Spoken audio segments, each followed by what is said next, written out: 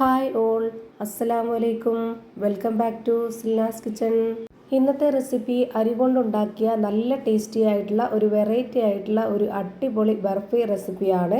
കുട്ടികൾക്കും വലിയവർക്കൊക്കെ ഒരുപോലെ ഇഷ്ടാവുന്ന നല്ല ടേസ്റ്റി ആയിട്ടുള്ള വളരെ സിമ്പിളായിട്ട് തയ്യാറാക്കിയെടുക്കാൻ പറ്റുന്ന ഒരു അടിപൊളി പലഹാരമാണ്.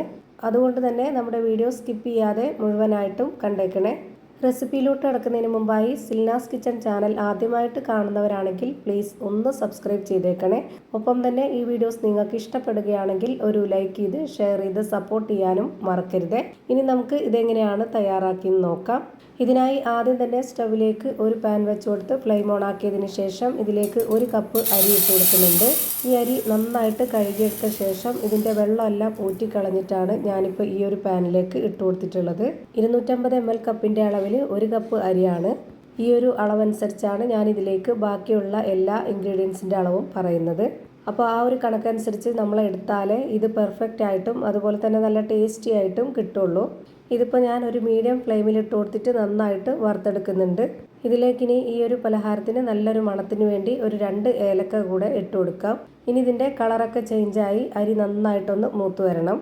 അതുവരേക്കും നമ്മൾ കൈവിടാതെ ഇതേപോലെ നന്നായിട്ട് ഇളക്കി കൊടുത്തുകൊണ്ടിരിക്കുക. അപ്പോഴാണ് ഇതുപോലെ എല്ലാം ഒരുപോലെ നന്നായിട്ട് എല്ലാം ഒരേപോലെ റെഡിയായി കിട്ടുള്ളൂ.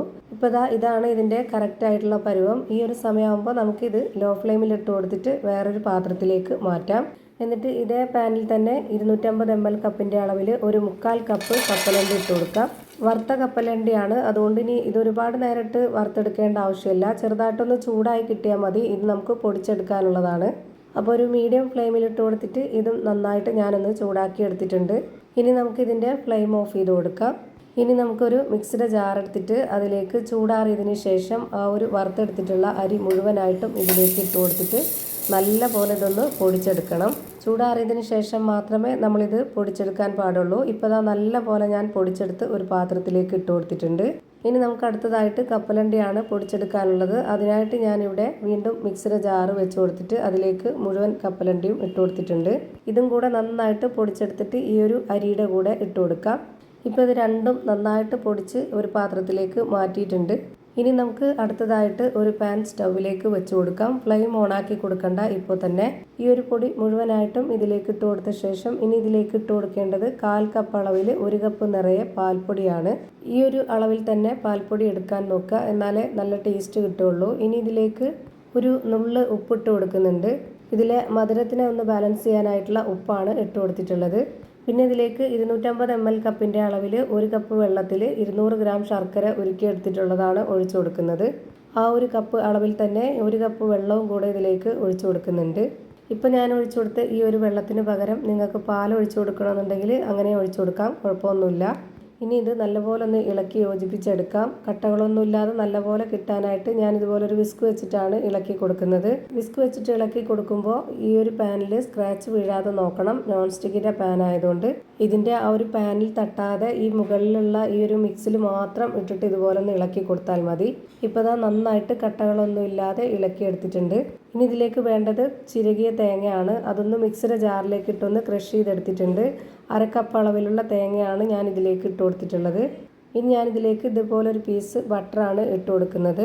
നെയ്യ് ചേർത്ത് കൊടുക്കണമെന്നുള്ളവർക്ക് അത് ഇട്ട് കൊടുക്കാം. ഞാനിപ്പോൾ ഇല്ലാത്തത് കൊണ്ടാണ് ബട്ടർ ഇട്ട് കൊടുത്തിട്ടുള്ളത്. നെയ്യായിരുന്നാൽ കുറച്ചുകൂടി ടേസ്റ്റ് ആയിരിക്കും അതിൻ്റെ ആ ഒരു മണമൊക്കെ ആകുമ്പോൾ.